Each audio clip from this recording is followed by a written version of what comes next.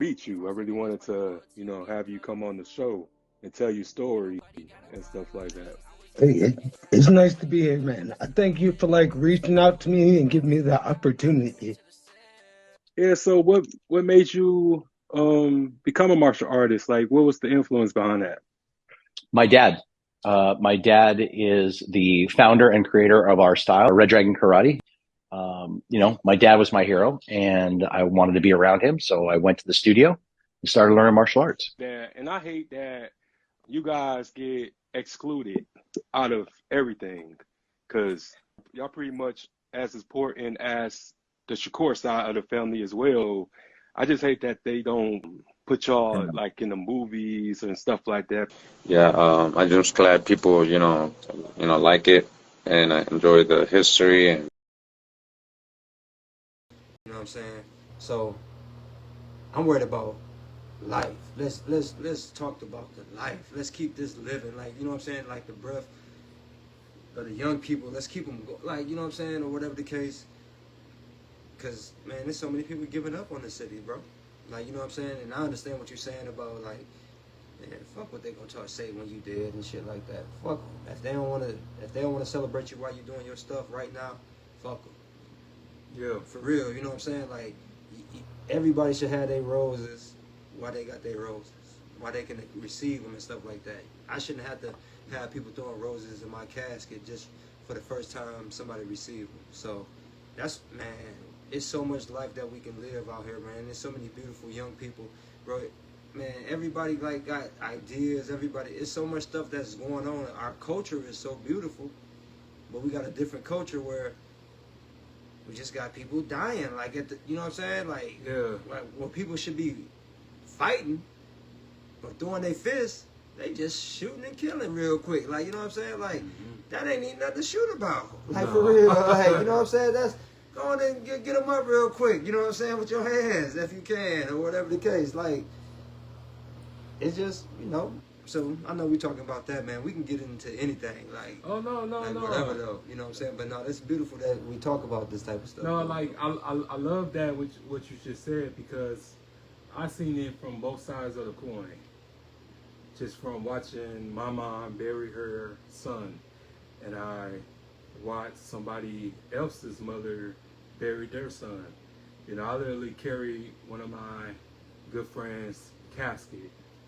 When I tell you that was the hardest thing that I ever had to do, but I couldn't tell her no. You know what I'm saying? And plus, it just was like, he meant so much to me. And when I love you, man, I'll love you forever. Like, regardless of if we're not speaking anymore, I still wish you the best, especially when I know your story.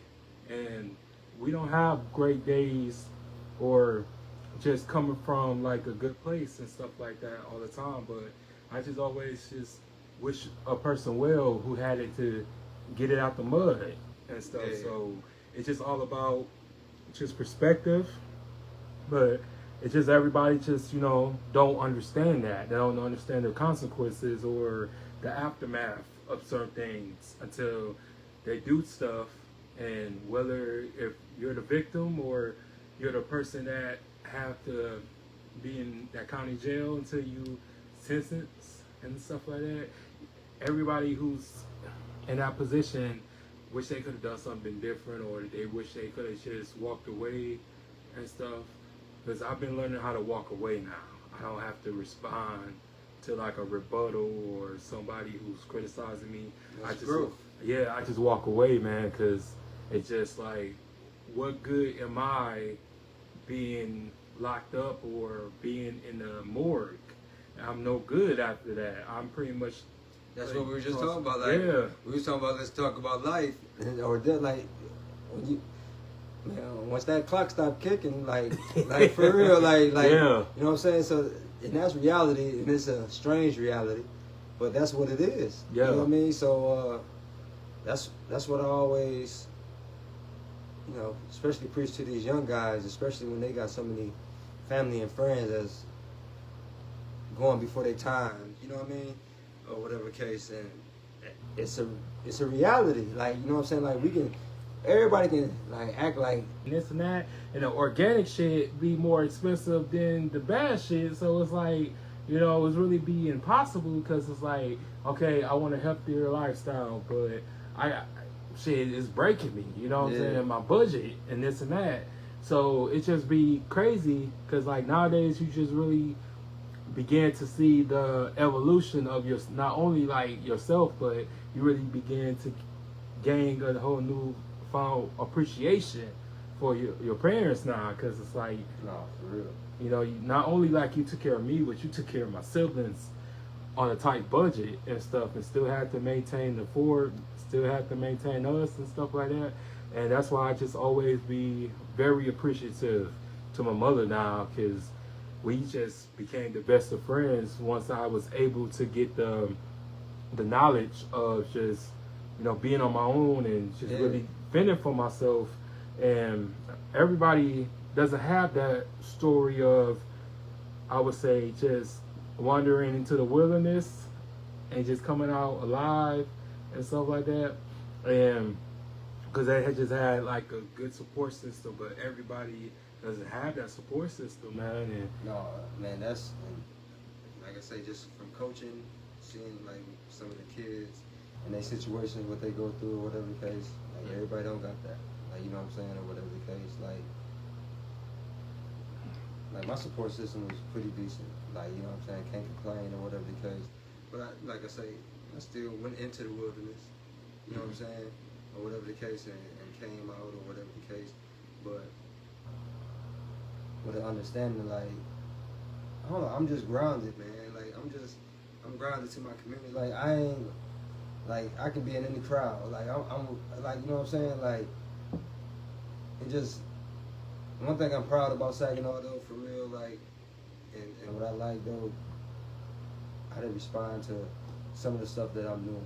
You know what I'm saying? When it comes to, if I'm doing basketball training, you know, trying to do tournaments or whatever the case, or shit, the breakfast for sure.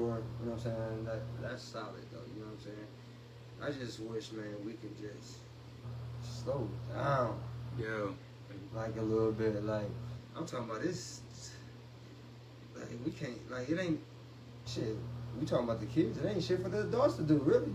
I'm sorry, you know, to switch the directions. It ain't shit for the adults to do. No, it's really It's not. that, like, I can't really, you know what I'm saying? Like, it's a few things, but it's tight. Like, you know what I'm saying, or whatever the case, you know? So.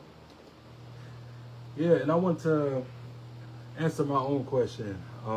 Just when I learned that I became a grown man was when I went to Job Corps and stuff like that. And I went to Job Corps back in 2010, St. Louis, Missouri. And when I tell you, when my sister took me to the airport, first time I've been on the plane, right? Because I thought I was going on a bus, right? Because I never flew, right? So when the recruiter called me, because I was pretty much bouncing from place to place, I was at my grandma's house at first when I had signed up. And I was in a toxic environment at my grandma's house. And I was just seeing these commercials, right? Just throughout the whole week at, you know, for Job Corps. And I was just like, you know, what is this about? Because I saw like 6 commercials in 3 days. So I was like, what is this shit is about? You know what I'm saying? So I just had called the Flint one, and she was like, well, I will be at the Boyd Library. You know what I'm saying? I forgot what day it was, but I went up there, and she was really cool, really sweet. Her name was Linda, and I had signed up. So it took like a few months for me to get a spot there, you know, to get a place in there. So she was just like, so which place you want to go? And so I was like, I'm undecisive right now. I'll get back to you. And then when I go home, I see commercials about St. Louis. I saw the Arch, I saw the Rams, I saw this, I saw that. I was like, damn, this is crazy. Like, what's going on? So I had called her up. I was like, will St. Louis be available? Is that okay? Because they was talking about, like, I could either go to the Flint one, Detroit, Grand Rapids, Cleveland, Toledo, or St. Louis. and I picked St. Louis, and it was just something about